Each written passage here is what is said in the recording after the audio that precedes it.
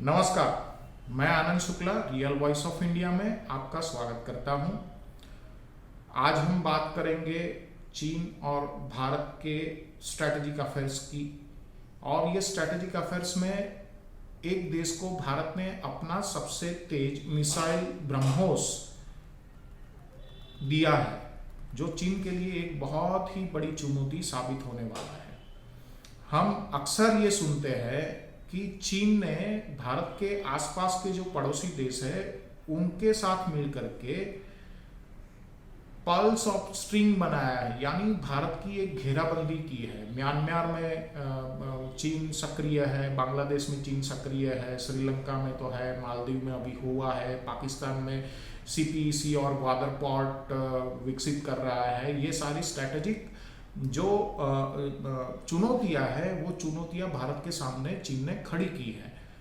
तो भारत भी reverse string of pulse ये बना रहा है, ऐसा स्ट्रैटेजिक जो अफेयर के जानकार है वो बता रहे हैं। उसकी शुरुआत भारत ने वियतनाम, फिलीपींस, इंडोनेशिया जैसे देशों के साथ मिलकर के की है। श्रीलंका में जो चीन का प्रभाव है वो चीन का प्रभाव भारत ने कम करने की जो सारी स्ट्रैटेजिक कोशिशें थी, डिप्लोमेटिक कोशिशें थी, वो चीन ने की है। अब जो नई चीज सामने आ रही है वो ये आ रही है कि फिलीपींस को भारत ने विश्व का सबसे तेज रफ्तार से चलने वाली परमाणु मिसाइल दी है। ये मिसाइल है ब्रह्मोस कि जिसको डिटेक्ट करने की चीन के पास अभी क्षमता नहीं है। अब ये सिचुएशन को आप समझिए, जैसे भारत के करीब श्रीलंका रहा है वैसे ही फिलीपींस एक समय में चीन के करीब उतना ही करीब था। अब फिलीपींस में भारत ने दिया हुआ ब्रह्मोस एंटी शिप मिसाइल तैनात हो चुका है। ये जो ब्रह्मोस मिसाइल है, ये मिसाइल रशिया की मदद से भारत ने विकसित किया है। जनवरी 2022 में भारत और फिलीपींस के बीच ब्रह्मोस मिसाइल को लेकर के करार भी हुआ था, जिसने ड्रैगन को बेचैन भी किया था। फिलीपींस और चीन के बीच बहुत ही लंबे समय से विवाद चल रहा है और ये विवाद बढ़ रहा है। दक्षिण चीन सागर पर उसके 95% क्षेत्र पर चीन अपना दावा कर रहा है। फिलीपींस भी दक्षिण चीन सागर में अपना दावा पेश कर रही है। तो फिलीपींस और चीन को के बीच इसको लेकर के आक्रामकता बढ़ती जा रही है, तनाव बढ़ता जा रहा है। चीन ने आक्रामकता से फिलीपींस को जवाब भी दिया है। फिलीपींस ने अपनी नौसेना के लिए तट आधारित एंटी शिप मिसाइल सिस्टम परियोजना के हिस्से के रूप में भारत से क्रूज मिसाइल की 3 बैटरियां खरीदी है। ब्रह्मोस सिस्टम को मुख्य रूप से फिलीपीन मरीन कॉर्प्स की तटीय रक्षा रेजिमेंट द्वारा संचालित किया जाएगा, जिसके कर्मचारी मिसाइल प्रणाली के संचालन में महारत प्राप्त करने के लिए भारत में ट्रेनिंग भी ले रहे हैं।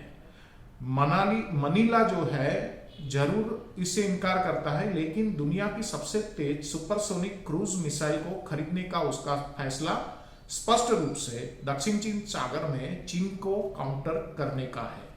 चीन और फिलीपींस दोनों ही दक्षिण चीन सागर पर अपना अपना दावा सालों से पेश कर रहे हैं और उसके कारण विवाद का बढ़ना तो निश्चित है। विवाद बढ़ेगा तो तनाव बढ़ेगा।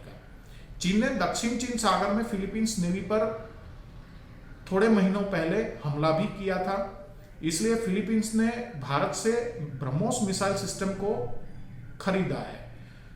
अब ब्रह्मोस मिसाइल जो है भारत और रशिया का संयुक्त उद्यम है। ब्रह्मोस मिसाइल को किसी तीसरे देश को देना है तो भारत और रूस दोनों ही देशों की मंजूरी इसमें शामिल होनी चाहिए। रशिया ने भारत को फिलीपींस को हथियार बेचने की इजाजत दे दी है, जबकि रशिया चीन के काफी करीब बहुत सालों से है और इस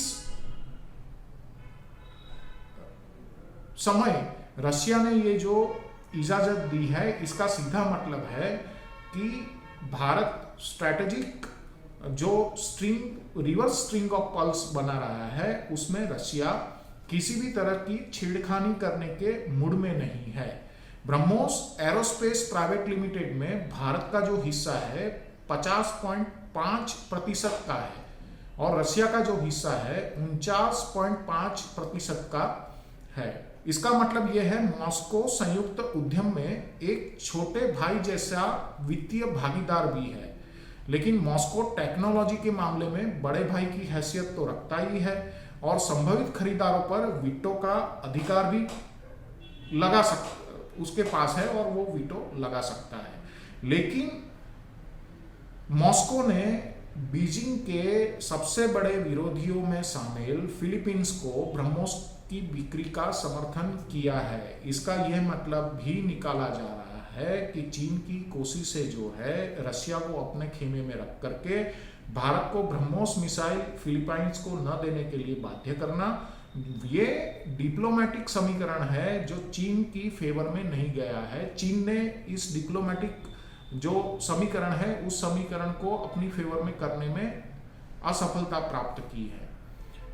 दूसरी जो विचित्र डेमोक्रेटिक डिप्लोमेटिक जो इक्वेशन है वो डिप्लोमेटिक इक्वेशन ये है, अमेरिका फिलीपींस के काफी नजदीक है और काफी हद तक डिफेंस डील्स जो है वो दोनों देशों के बीच होते रहते हैं। फिलीपींस ने अपने देश में एक मिलिट्री बेस है जो अमेरिका को दे दिया है और फिलीपींस ने ये अड्डा इसलिए अमेरिका को दिया है क्योंकि अक्टूबर 2023 में चीनी कोस्ट गार्ड के जहाजों ने फिलीपींस के जहाजों पर साउथ चाइना सी में हमला किया था, उसको टक्कर मारी थी और फिलीपींस को डराने धमकाने के लिए चीन ने ऐसा किया था, ऐसा माना जाता है। जो अमेरिका है उसने 1951 में फिलीपींस के साथ आपसी रक्षा संधि की थी और उसके प्रावधानों के हवाले से सशस्त्र हमले की स्थिति में